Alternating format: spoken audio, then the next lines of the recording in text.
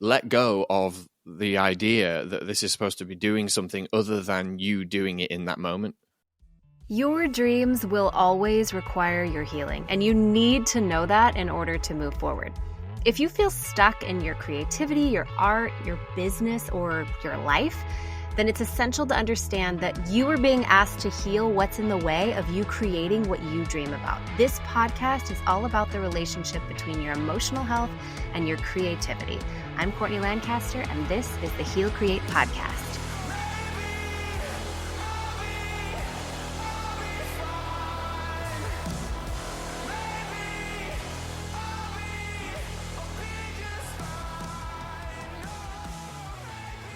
Welcome to another episode of the Heal Create Podcast. I am your host, Courtney. I'm so happy to be here with you guys again, and I am absolutely thrilled. I've been thinking about this literally all week, this guest that I have today, because he has become one of my favorite people. He's an incredible person, but I am so happy to introduce you guys to Leggy Langdon. Hello. Yay. Hello. Thank you. Applause. Thanks so much. Crowd gone wild. Yes. I'd love for you to give some of your background, but I'll start by just saying the reason that I found you was because I was encouraged, honestly, might have been by Rick Ruben, to follow people that inspire you and follow people in the industry that are doing things that you're really interested in. So I started following you because I found that you produced like 4 of my favorite bands or songs from my favorite bands. Yeah. And I started following you. And it wasn't long after I started following you on Instagram that you started offering like music industry coaching, songwriting coaching, Logic, all of the things. So that's how I found you, and that's what you do, as well as so many other things. Can you give us a brief description of what it is that you actually do right now, currently, professionally, who you are? Yeah. Thanks for the intro. I didn't list anything about you because I wanted you to say it. It was mostly me just being a It was all correct. fan. You got all that right. Fan. Yeah. Yeah. So what I do now is many things, but I think, I've been in the music industry for 25 years as an artist, and then as a producer and a writer and a mixer. And then in the last year, I sort of started offering coaching as well to work with artists and producers to essentially just kind of pass on my experience of being an artist and a creative, working in the music industry, the ups and downs of that, being in that environment, and sort of, wanting to support people on their journey towards becoming their own empowered creative person through whether it be, philosophically or technically or a bit of both. Just also being in this world of the topsy-turvy world of being a creative, but also being in an industry, industrializing creativity is a little weird one. Totally. So people, you don't really think about that stuff when you're like a kid or when you're first wanting to be creative. You're not thinking of industry. You're just wanting to be creative. And so, but I feel that the being in the industry part and sort of the trials and tribulations of all of that can be extremely traumatic and confusing and sort of diminishing towards the actual essence of why you were there in the first place.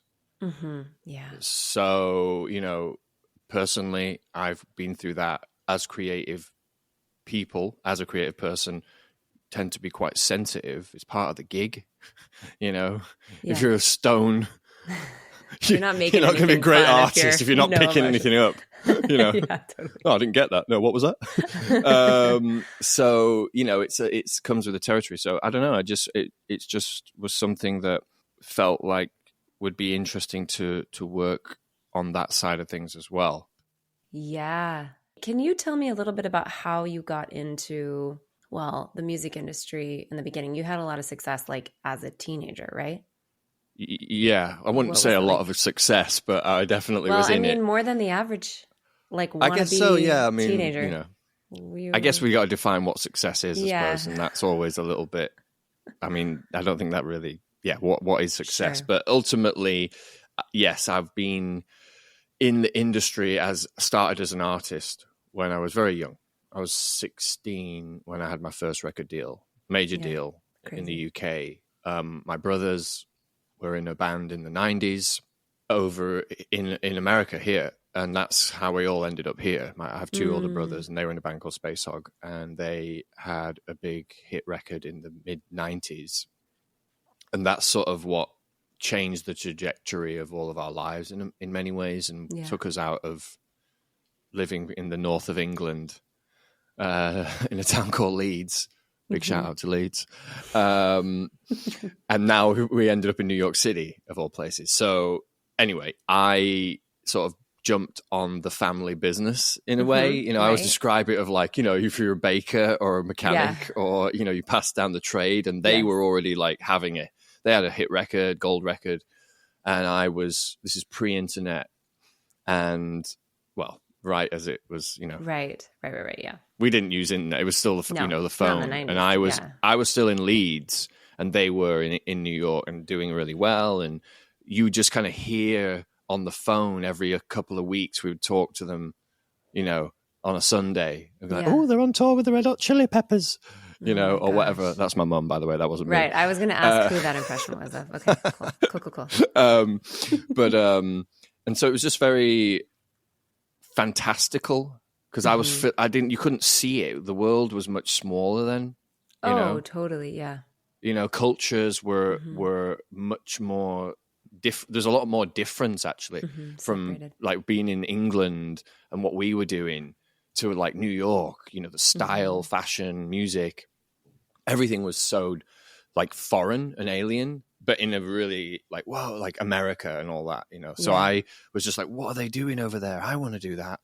And I just got really focused, you know, and I think they definitely opened doors and helped me be confident, and also just in the industry, just having family that are already in it. They already knew about record contracts and, you know, touring and all the things they were probably made it seem like not easy, but doable, because that's exactly to your developing mind, you're like, oh, they can do it. I could do it. That is exactly what it was, Courtney. It was like, oh, this is actually not a like pipe dream. It's totally, if they can do it, I can do it. Like why not? And that's exactly what I felt. And when you're young, you don't have any experience, so you have to live off pure confidence. You know, some would say arrogance, but like, you know, just young abandon of like, no, you're just naive. So you're like, yeah, we could be the biggest band in the world. Why not? Right. You know, right. You haven't had any real failures at that point. I just wasn't questioning whether it was going to happen or not. I was just like, when is this happening, sort of thing. You know, are we going? And that worked out in some ways. You know, I think as I look back on it now, I was not ready for it, but I did it anyway. I wouldn't recommend it actually now with 30 years experience. Yeah, because I was young. I wasn't really fully formed as a man. You know, as a human. Well, yeah, 16, and you're in a record deal. You've got a lawyer and a business manager, and it's like the music industry, which is not really the healthiest environment to be in. And back then, it was like they wanted you to be crazy. They were like, drink more, stay up later, throw more TVs out of the window, because it was just part of the. It was just it was part of the aesthetic of rock and roll. Gotcha. Which was to be anti-establishment. Yeah. And for a time there, it was anti-establishment. That was what the rock and roll movement was, you know? Yeah. And if it's in the 60s and everything, it was a reaction to the conservatism of post-World War, is what it was. So technically, historically, guys, that's what it was. Suck the fun right out of it. Jeez. We were the rock and rollers were the counterculture. You know, the 60s was the first movement of that. Maybe even the Elvis in the 50s, and it just kept going, and it was like, ooh. And really, it's all about money at the end of the day, and success in the industry side of things. And they were just like, oh yeah, so encourage that behavior. Artists were very sensitive, fragile beings that were also alchemists of pain, and the music industry monetized that, you know. And so if you were one of the lucky ones that had success, whatever, you go back to that word again, but right. That success, financial success, fame, fortune, all those things, was also, there was a lot of byproducts of that were maybe not as positive. And so for me, you don't think about any of that stuff. You just want to do it. Right. And anyone that's not even tried it, even now, will be wanting to do that. Well, but don't you feel like it's a big part of it, like music industry and entertainment, and has, like you said, just gone bigger and bigger and worse and worse? And then that's also, I think, this new generation of artists and creatives have sort of come up seeing that. And there's like a hole with it. Independent artists, it's not about anti-establishment. It's not about rebellion as much as it is self-expression and inclusivity and connection. And there's like a whole new movement that's coming out of that, wouldn't you say? Yeah, no, I agree. I mean, that's the sort of, we're kind of back to one in a weird way. Mm-hmm. And that is great just for the sake of creative expression, right? Mm-hmm. Like the industry and creativity are separate things. And that's it. And that's the beauty. So, and we've talked about this, which is, let go of the idea that this is supposed to be doing something other than you doing it in that moment. Yes. Like that's it. If you're not feeling fulfilled mm-hmm. and purpose driven in the act of creation in the moment, then something's off. Then what's the point of doing it? If you're doing it for as a means to an end, mm-hmm. that's not really, to me, what creativity was about, because creativity ultimately is connection to God. Whatever you interpret that to be, mm-hmm. to be honest, mm-hmm. it's something other outside of yourself that you're connecting to. Mm-hmm. That's why it was so valuable, monetarily. Mm-hmm. And so now you say it's like we're going back to that. That's a great thing. So the goals are different. I think I already started when I was young, because I was still part of that generation of we knew too much that was possible by that point. Mm-hmm. Mm-hmm. So it was already, even as like in a band trying to do like, I'm doing the band thing, whatever. Which we were being rebellious, but we also wanted success. It was this weird, like, mm-hmm. we want validation, we want fame and fortune, and we also want to stick it to the man. Mm-hmm. It's kind of, it got a bit like mashed up. Totally. It's like, what's the goal here? So now just making art, and that's fulfilling you on a spiritual level. Well, wow, that's a victory, mm-hmm. and maybe you don't need to make money from art. Maybe mm-hmm. you make money from your job, and whatever your job is, we live in a world where we need money. So I'm not saying don't just run free, but like, I mean, money is energy and support. Right. Money is energy and all those things. So, but if you can say, right, I'm going to go make this money over here doing something that maybe is not as fun or whatever, but you're committed to it and you've got responsibility in your life and you've got to pay the bills and all the things that you need to do, which is honorable, mm-hmm. by the way. But then you're also fulfilling your soul mm-hmm.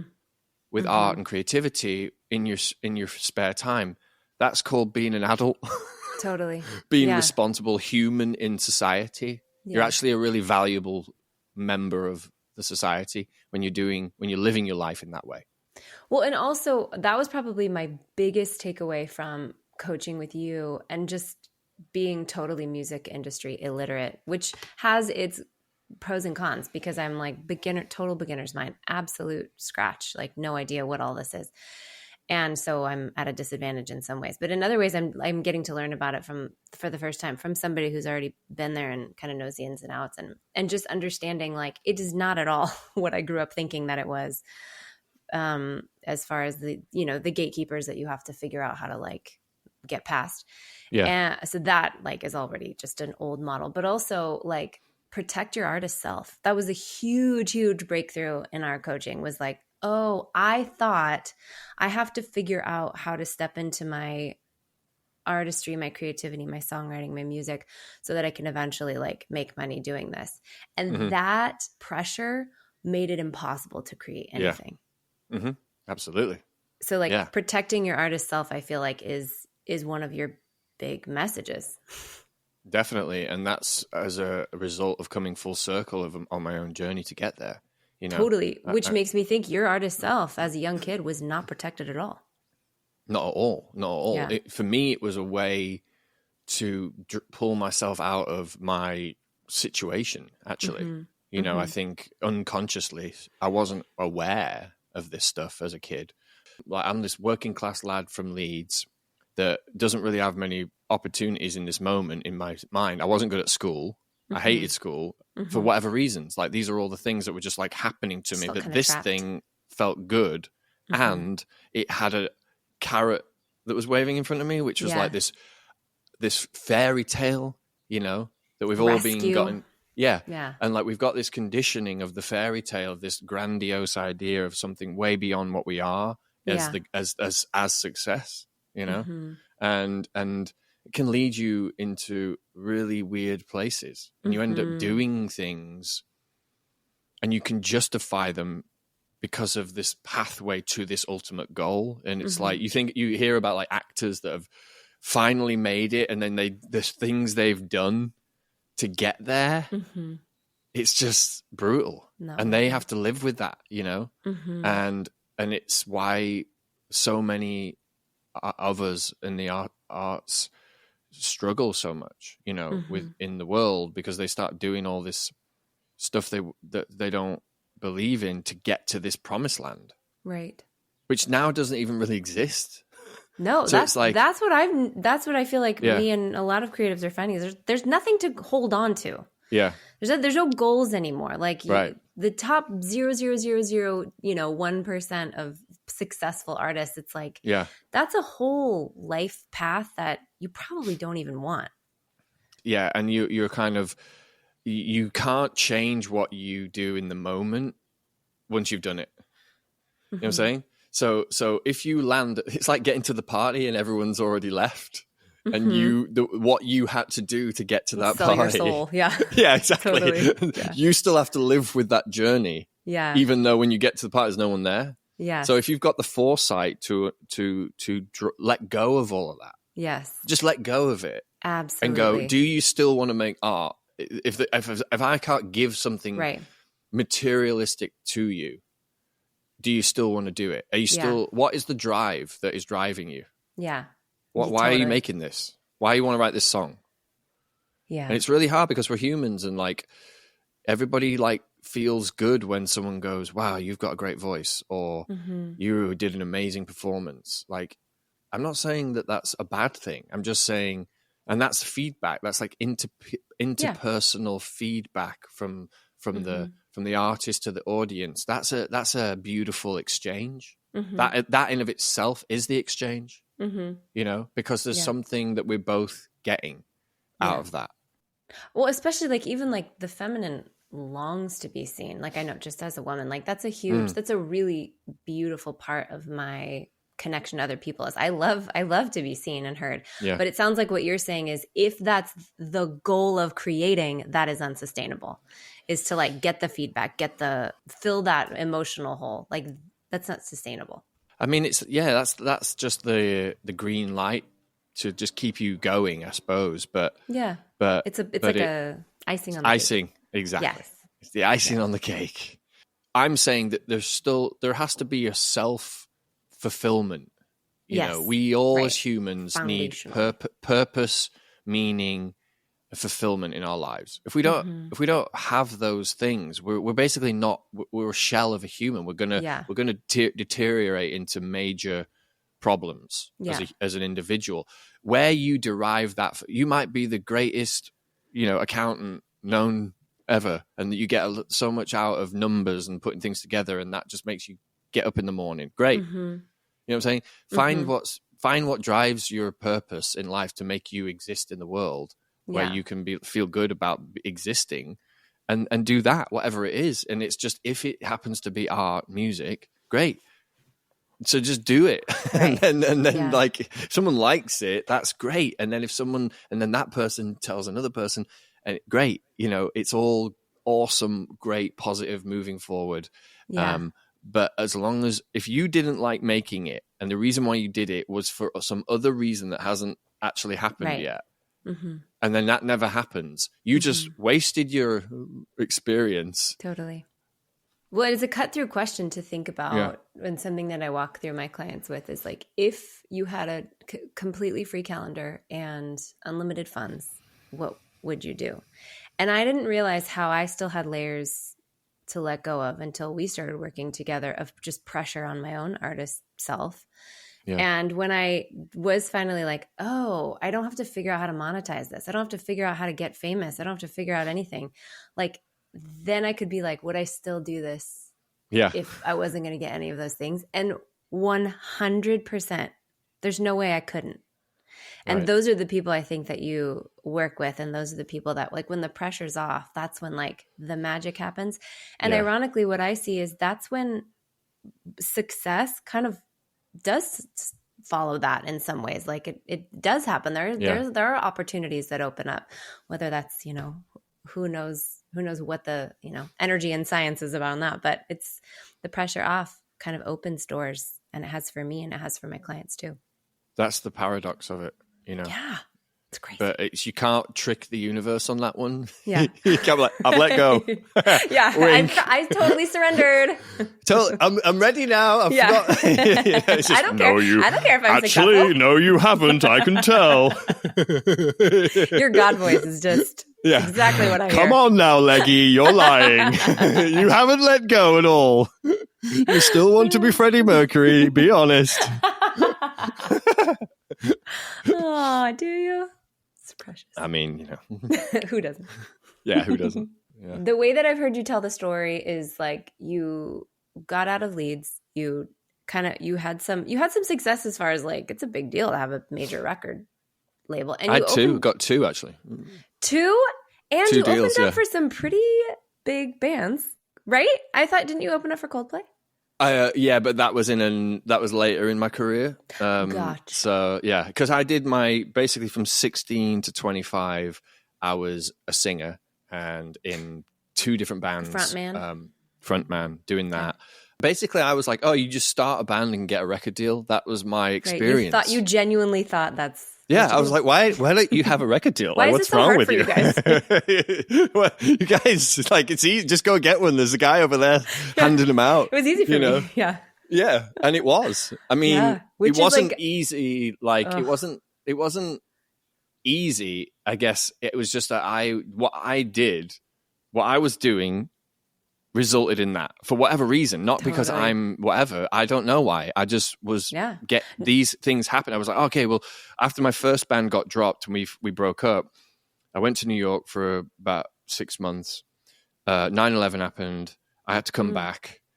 Went back to England. I was like, right, we're doing a new band, and I just wrote a bunch of songs and sent them to I still had my lawyer from back in the other band. They sent the demos that I'd done to management. Management loved it. A bunch of different managers. Got a manager. I was sent to Ireland within 6 months.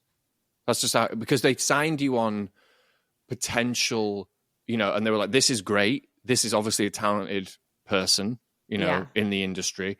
They've done it before. Whatever. It wasn't, let's have a look at the TikTok numbers or the Instagram reels.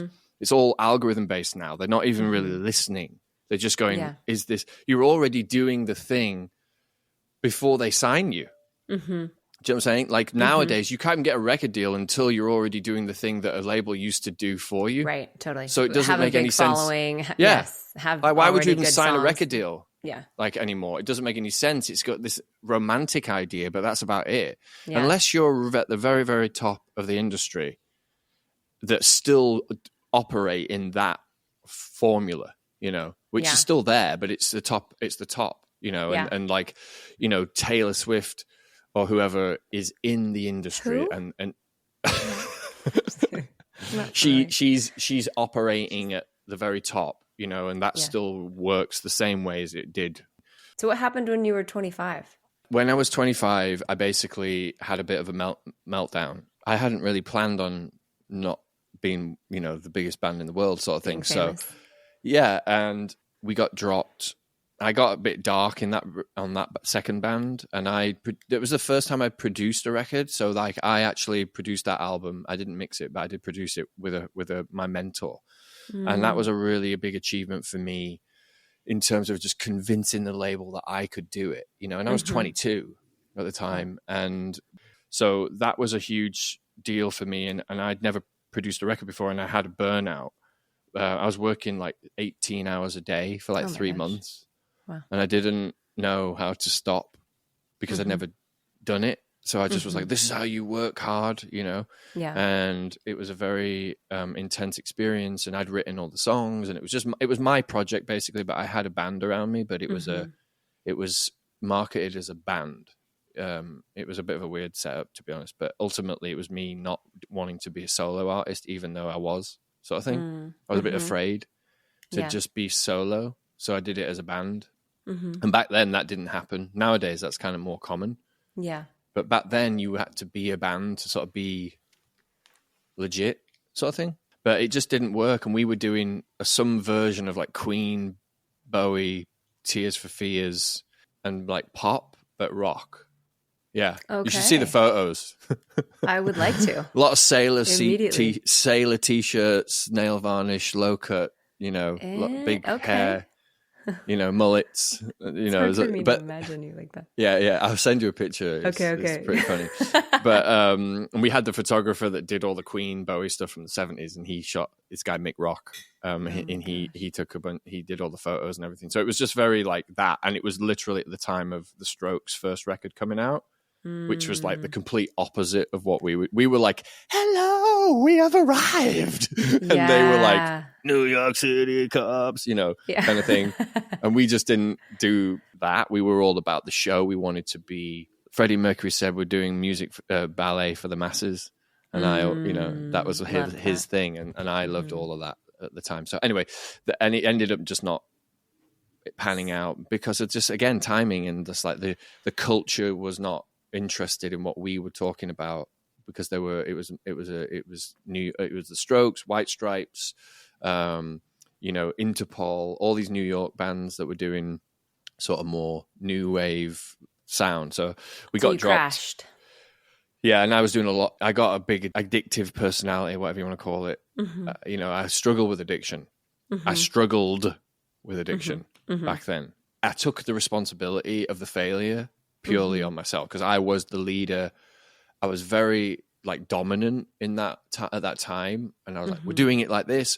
This is it. It's all planned. You know, my songs. I'm producing. I'm hiring you. You play this. It was very like intense, which everybody was happy to do because it was very clear vision and it was working for a long, you know, and everything I said was going to happen happened up to a point. And then it started to not connect once we started releasing stuff. And then I got really dark. Yeah. I got really dark, and I sort of dropped the ball, and it then perpetuates the sort of the fall, and the fall from grace is, well, now I'm doing loads of drugs and drinking, and I should be even more on point. Right. So the shame level was very high.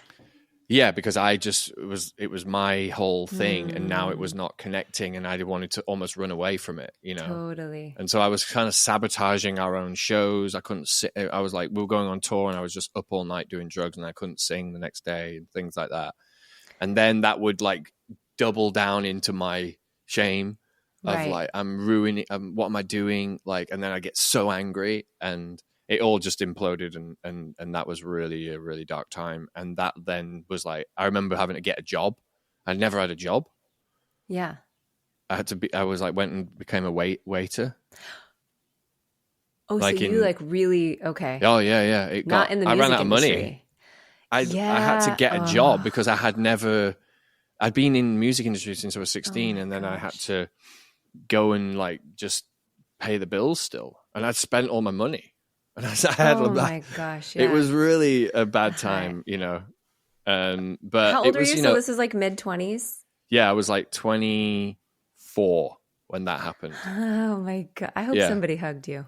So I don't want to say, well, it's like, do you feel like it's fair to say it's such a classic story? Yeah, it's like I mean, a classic. I mean, you know, this is what the movies are made of, and I feel like it actually scares a lot of people from becoming artists and creatives, because we have all of these just terrible stories about artists that make it really big and then completely fall apart. And I'm really interested in, and I think you are too, good-hearted, emotionally healthy people creating and putting art into the world and affecting it that way.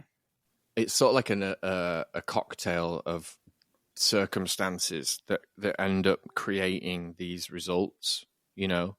I think separately they don't necessarily lead to the cliche of the like rock star that goes to rehab. I think it's kind of back to what we were talking about at the beginning, which is, you know, you take a really sensitive young person, right, who has a way of transmuting their pain into art, which is a beautiful process.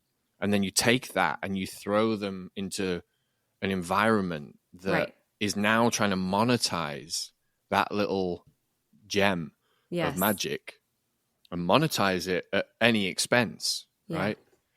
Then you're going to end up in a different situation, because we're still talking about a human, right? Still a human being there, a young person that is not really knowing what's going on, other than that they just want to keep doing what they're doing and it really feels good. And it's not until later on that you realize you've now done this deal with the devil, even if you're at the top. Right. Totally. And I don't want to be like too down on all this, because it's like there is a lot of incredible things about the successes of our time. Totally. And it doesn't have to be like that. You're saying more that it, like, without the emotional health foundation, without a solid identity, without like the internal tools and resources, it can lead down that road. That was a road where you were at. It's not like everybody lands like that. No. There is a conversation or an argument that's had, which is like, is great art always made from pain, from great pain, you know? And the people that kind of flatline, that sounds bad, but like in the middle, where you don't really go too dark in your life, you don't have a lot of really despair, but you don't have like the highs, you know? That they can't really be, you can't be an artist there. You know, there's not a lot of artists that live in that space. I don't really know. It's not in the way that connect to this sort of greater thing. It's almost like the canary in the minefield. Yes. You know, the artist has to go ahead and sort of rummage through all of this muck and of the world that we, as the human experience, because we're equally dark as we are light, right? And all of that. And so the artist kind of goes ahead and filters through what they see, especially great art, whether it be music or any form of creativity. You know, that's sort of part of the job. So totally. I think that what you're talking about is like being an artist that's able to alchemize the pain as they go, to actually turn it into something beautiful and maintain their groundedness. That is, and I think anyone listening really needs to hear, especially now with the resources and the education that we have around what human well-being actually is. That's so possible. You do not have to worry about, if I get, you know, which I think is like sort of this subconscious fear, like I can't get too famous because then I'll fall apart. That does not have to be the case. I mean, you don't have to put the pressure of fame on you either way, but you can't control that though either. And it's not up to you. Right. Yeah. You can't control your level of fame. Totally. Unless you just like bounce completely. Yeah. You know, and that might even make you more famous. Yeah, totally. Yeah, you could disappear. Yeah. Scarcity equals, you know, and all of that. So you can't control these things. You do have to let go. It's back to the thing of like actually letting go and just being like, okay, I'm doing this because I have to do it, and I'll take everything as it comes to me. Right. Okay. I'm just talking from a position of my personal journey. You know, yes, right. No, yeah. You know what I'm saying? Which you survived, and you did end up alchemizing, and you did learn from, and now you're back in the industry again. I think it's like right, but I had to make big choices in my life that were really, you know, difficult to make, because you're going, especially if you're in addiction, because an addiction is sort of short-term relieving you from, you know, whatever you're supposed to be feeling in that moment. That's the thing of not feeling what you're supposed to feel. Yeah. If you couldn't feel your leg and then someone just slit your leg open with a machete, you need that pain to tell you to go to the emergency room and resolve this wound, right? Yeah. You need the pain.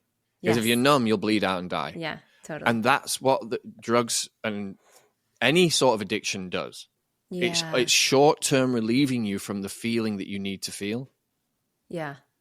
You know? Yes. And that is brutal to feel fear and shame. Loss, tragedy, shame, sadness, pain, all these things.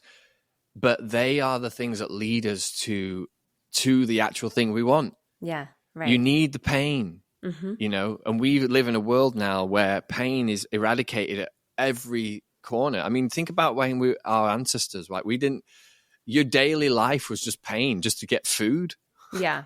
You know, you didn't go to the gym because you were running 25 miles to go every day just to kill an animal to make into your meal. Right. You know, it wasn't, now we have to synthesize all these things to have a fulfilled life, like go to the gym and, you know, move some weights and have this momentary moment of pain to win that victory, right? The win of lifting that weight and putting it down is a win. And then that win tells us we've got a bit of dopamine to give us a pat on the old back to meet forward. I mean, now we're a human, we're a normal functioning human because we've had a little bit of a win, right? Yeah. But we have to set ourselves up to potentially lose, right? And so addiction around these things, they're just shutting off the reality of what's going on. And that's what happened with me. So it wasn't until I, you know, stopped doing those things. It's real basic, actually. It's not easy, because if that's the thing in your mind that's making your life bearable, and now someone's saying you can't do that, well, now I've got to go through this thing. But I mean, I haven't, you know, I got sober when I was 29 and 43 now. You know, that was my path. Way to go. Yeah, but like it was, and that comes with its own new things that you have to then go through. But I'm talking about that's a good thing. Go through what it is that you need to go through to figure out how to live, you know, totally, and have a life. There's this story in the Bible that I grew up hearing about people that had leprosy in Jesus's time. And leprosy was a disease where your body literally didn't, you couldn't feel any pain. Right. So you'd get infections and, you know, boils and all kinds of things because your body wasn't registering that you were in pain, so it couldn't heal itself. So Jesus, when he would heal them, he would literally give them back the gift of pain. There you go. So that they could actually be in a body that could understand and be with the pain enough to heal it. Yeah. And it sounds like that's what you're talking about. So your 30s sounds like when because you obviously ended up back in the music industry in a sustainable way, like sustainable, I think, successfully as far as like you make a living from this. And then also, sustainably emotionally. So how'd you do it? The world wants to know. How'd you get back in? Well, a wonderful woman came into my life. Yes. Always a great beginning of a story. Yeah. And, you know, I met my now ex-wife, and she was and is a musician, and we just sort of kind of came together, and then it just so happened that she was going on tour, and she didn't even know I was a musician because I was so in the like gutter at that point. Yeah. And I was by this point I got to New York, and I was sort of just like going from band to band, but not really. I wasn't living my dream anymore. You know, I was sort of just paying the bills and hiding out and being, it was my blue period. Yeah. Basically like 05 to 09 was my blue period where I didn't really, I wasn't in the, you know, anyway, so we met, and it just so happened that she was going on tour, and I was like, well, I could just, you know, I'll play bass if you want. They needed a bass player for this tour in the UK. And I was like, well, you know, I'll play bass. And she was like, what? Like, she was like, yeah, you're a musician? It was kind of like that, you know. Wow. And we'd only been dating not long, few weeks. So, and you know how they say, like, if you want to, like, know someone, go on vacation with them sort of thing? Yeah. Like, it's a good test of a relationship early on. And we ended up going on tour, you know, and she, you know, and she's in a band with her sister. And it was just like one of these seasons where like, oh, I'm going to have my new guy come and play bass. And she's like, who's this guy? You know, and I went and sort of did an audition a rehearsal. It was really more of a rehearsal with the rest of the band and a pretty good bass player. So I just sort of like busted out. I think you're pretty good at all of the instruments player. Yeah, I mean, some would say. Yeah, no, it's true. It's a bit more humble now in my humble years. Right. Totally. Yeah. I mean, I like to dabble. I do. Maybe some may say. Yeah, I mean. Anyway, so I did that. It was great, and we ended up going on this tour, and it was really a great experience. It was like really fun. It was back in England all of a sudden. They were actually like they were on the on-ramp of having a successful record. And they had made a record that was starting to connect in England. So we did that tour, and it was the first one. And then it just started blowing up, and we kept going back to England or UK. We did like 3 tours before the end of the year. And I went from sort of being the bass player, mainly standing at the back, to sort of, because I was English as well, still am. How are you? Knew a lot of people in England in the music industry, and just sort of was able to create an infrastructure around it all. And I ended up becoming the musical director for them, because a lot of kind of pop or bands where it's like, 2 singers or something, they'll have a musical director. Yeah, and who put together the live shows and sort of transfer the album into a live show, meaning, hiring musicians, figuring out who's playing what, right, setting up like tracks and stuff like that. And I didn't know that job existed back then, by the way. I just was something I did. Yeah, it was like I just did that in my band. Though. Yeah. They're like, you can be the MD. I was like, what's the MD? Like managing director? Yeah, right. I'm like, no, I don't think I'm qualified for that. Yeah. But yeah, so I love that. I love the creative part of it, funnily enough. And it suited me great. I was really in love, and we had a really great relationship. That was my most successful healing relationship. She was amazing. She really not only sort of trusted me to sort of step into that role when I was really not a very trustworthy person at the time, She really, I'm not like I was like a bad guy or something, but I just was, I was not really like on point. I was in my addict still. I'd just gotten sober, like literally met her. You're not supposed to get in a relationship when you first get sober. And I wasn't in the program. I did it sort of like white knuckled it, but she was my program actually, Wow. So, and I wouldn't say that that's necessarily, looking back on it, the best move either. Ideal, healthy, but it did work. But for you. Yeah. For us, it worked, and at the time, it worked very well, and I had a great time. I loved taking on that challenge. I immediately just like got back. It was like a fish in, back in water after being out of water. I just kind of like hit the ground running. I know England very well. I know the culture. I know the industry. I knew it. This is 10 years ago now, but like. And I just plugged back into all of my infrastructure and just was able to sort of make this whole thing happen. And they ended up having a gold record in the UK.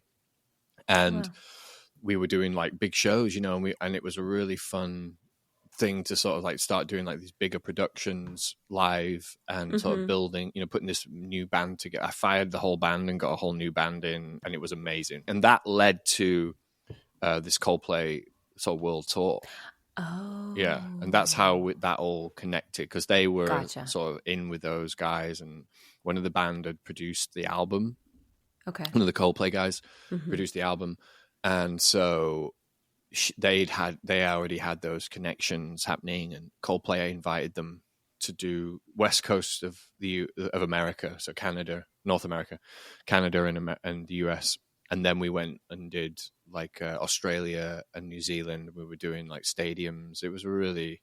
I saw Coldplay a few times in the US. Milo Xylo tour we did. Did I see you? Hollywood Bowl. Oh my gosh. You were at the front. That was you. That was you at the front screaming. Your name. You were like, Leggy! Leggy! I'm going to we should work together in 10 years. I'll see you back here. Yeah. Oh my gosh. No, but for real, how wild. So then how did you kind of found your way back into like producing? If you guys go on Spotify and listen to his list of that's like a short part of the music that you've produced. It's like you for sure know these artists and you know these songs, and he's amazing. So you got into producing and you moved back to LA, and that's what you've been doing like through COVID and through the last few years, right? I got into doing producing for other people through that job because they were in a band called the Pierces, and so when it came time to do the follow-up album to that gold record in the UK, they were auditioning other producers, and it's kind of back to the original story where we were auditioning producers when I was in the band, right? Now they're auditioning producers to do their new album, and they ended up going with a producer, and they went in the studio and they did like 2 weeks with them, and they were sending rough mixes and stuff, and I was basically like I was there for the producer if he needed me to do anything. I was like the all-rounder, like Leggy go play this, Leggy play that. I was sort of like the musical I'll do whatever, like tambourine, you know? Okay. But he was producing, and they sent, rough mixes to the label, and their label just were like, what is this? They hated it.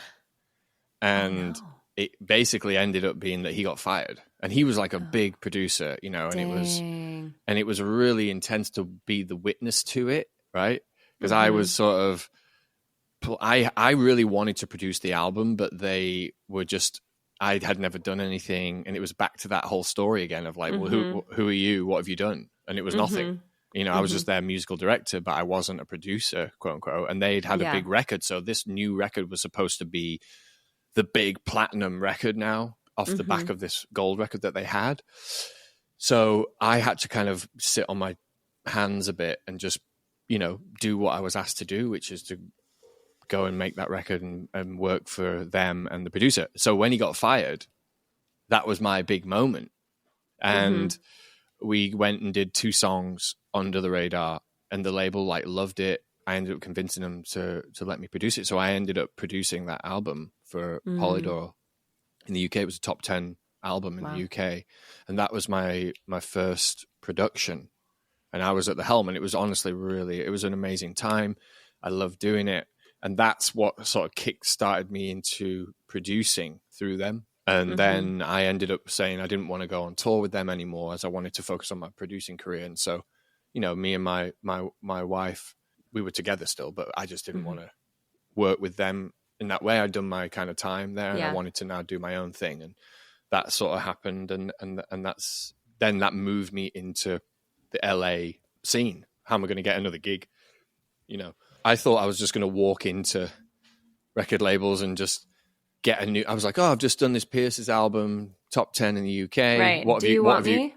Yeah. And they were all like, well, great. What else have you got? And I was like, what do you mean? What else have I got? I've been doing this for 3 years. Yeah. Like I don't have anything else. And they were like, okay, well, you need something else. And I was like, oh, and all of them were like, you need to kind of find an artist, a new artist, and develop them. And I was like, is that when you started doing songwriting sessions? Yeah, well, yeah, kind of. Yeah, basically. And I basically, a friend of mine who's a manager, it was just coincidence. Again, this stuff is so, like, I'm telling you, there's no, it's luck. It's luck. On being the right place, right time, and all that stuff. And just my friend who's a manager who used to manage one of the bands I was in New York, he called me up and he was like, I've got this new girl I've signed. She's really young, but she's an amazing singer. She sounds a bit like Amy Winehouse, blah, blah, blah, blah, blah. She's coming to LA to write with Linda Perry. But you should write with her too. And I was like, great. And it literally, that happened the week I was taking all these meetings and getting sort of a bit of, not rejection, but like, you need more than what you have. And then this came to me. I met this girl. We had a session. The first day we wrote this song. It was called Bruise. And it was right around the time that like Lorde was blowing up and Florence and the Machine, Adele, all these awesome female artists were just blowing up, right? Everywhere. And we wrote this song. Within that week, the manager had sent the song. Columbia had her in the office, Columbia Records. They basically, went in and took a meeting like that week. They offered her a record deal before she'd gotten to the parking lot after the meeting. They called the manager while they were walking to the car, and they were like, we want to sign her. Crazy. And from that, I got a publishing deal. It was crazy. And then I got managers. I was managed by big management, and I just went fully into it. I just started kicking off, and that's how you would meet people to do the production, because you would write, and then they would like, it was about relationships, you know, really more than anything. You know that. I mean, it's like, totally, you know, we've met in that way where you go like, oh, I really like this guy. You know, I feel good about working with him, and that's how it works. It doesn't matter how many knobs you can touch, and that is obviously, yes, you've got to be able to deliver that. But there's many great producers, but the bedside manner doesn't align with you. Oh, which I have 100% to interject, learned the opposite lesson. I have signed with somebody because everyone said he was amazing, and I liked his sound, and it was the worst working experience that I've ever had. The vibe was horrible. Yeah. He didn't like me. Sounds like a great start. Yeah, seriously, that was my first experience production wise, and it is relationship is such a huge part of it's huge. Yeah, it's massive out there. Yeah. Yes. So you ended up during this time, because of that success or in that publishing deal, kind of also landed mixing for Rick Ruben, right? Was around that time. I was just sort of hot, you know, as they say, and sounds like it. Yeah. A friend of mine is worked with Rick for 20, 30 years. He's one of his main engineers and producers that he works for Rick, and so he had got me in the Rick camp on the Ed Sheeran Multiply record. So I was a sort of technical editor on that. It was my sort of I was doing a lot of just editing vocals and things like that on a lot of the all the Rick stuff that obviously he did on that album.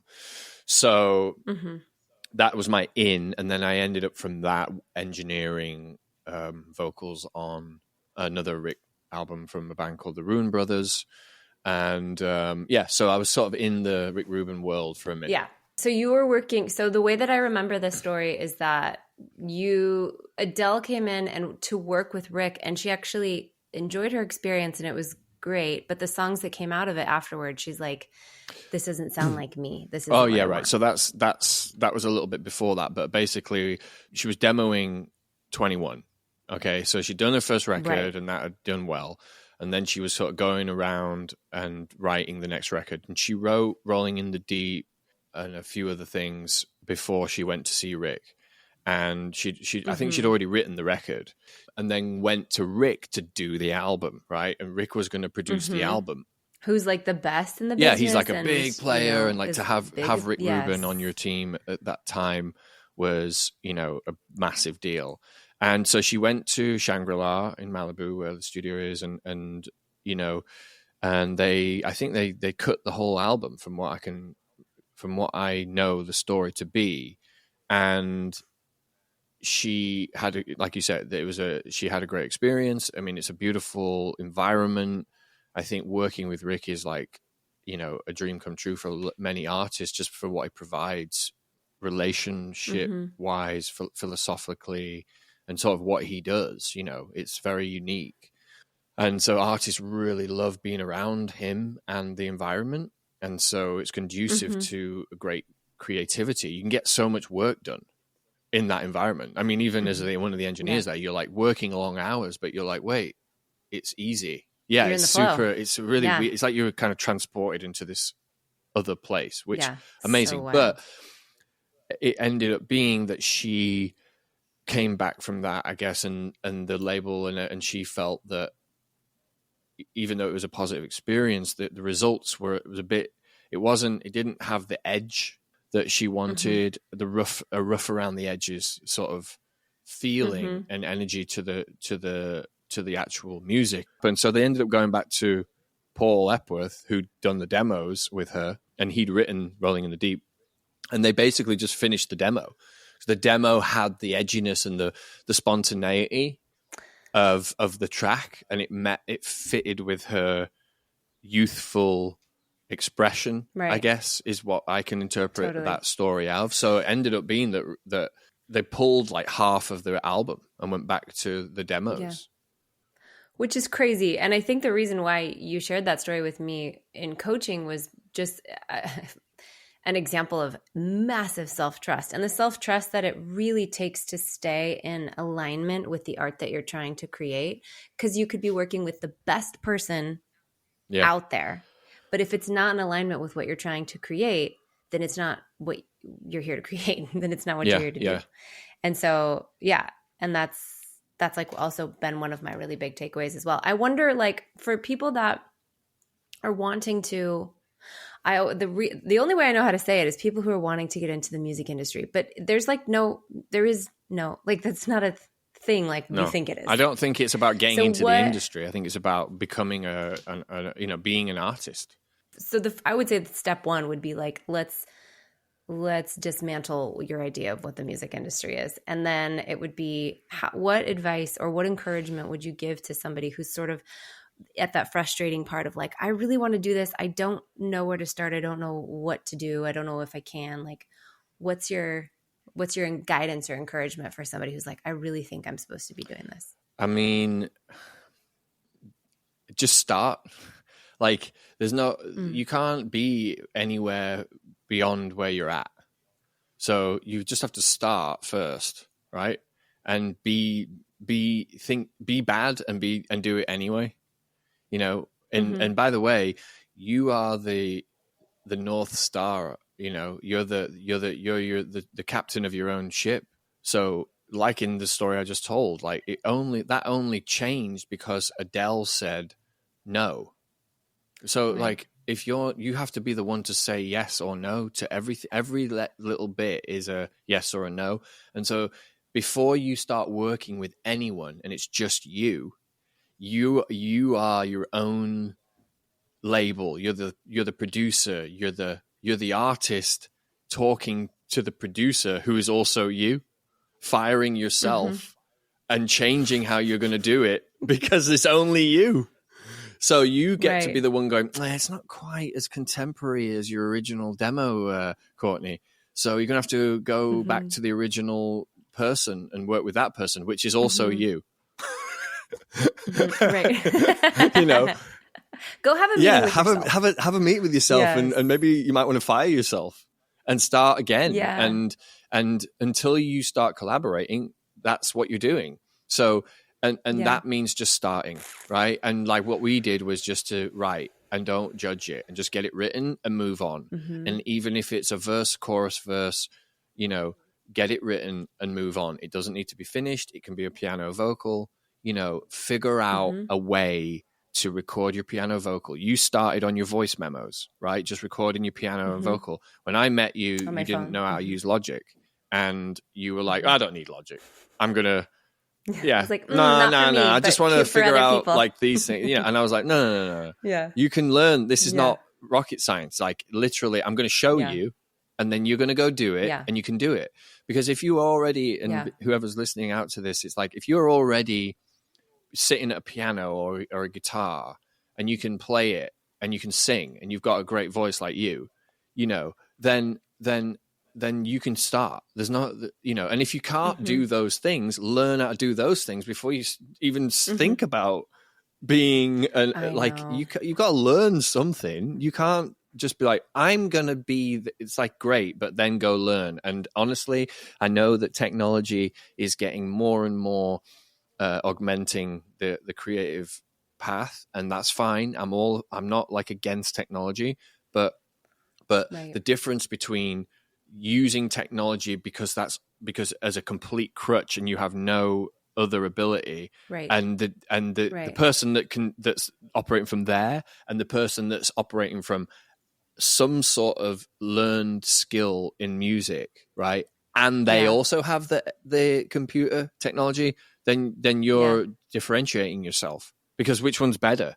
Well, and which one takes themselves more seriously? Which one believes in themselves more? I think it set me free to learn how to make my own demos on Logic. And I had, well, what I do with people is like, help them understand what unresolved trauma is in the way of them stepping into their artist self. What you do with people is help them, well, you also help them do that too, but also like help them understand and figure out what's keeping them from actually like doing the tangible like stuff, like the actual like work of being an artist.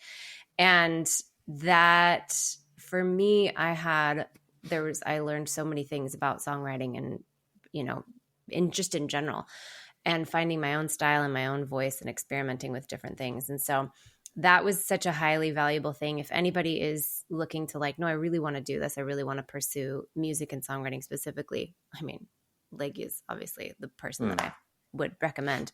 Where can people find you if they're interested in looking into your coaching? On Instagram is my main sort of outlet at the moment.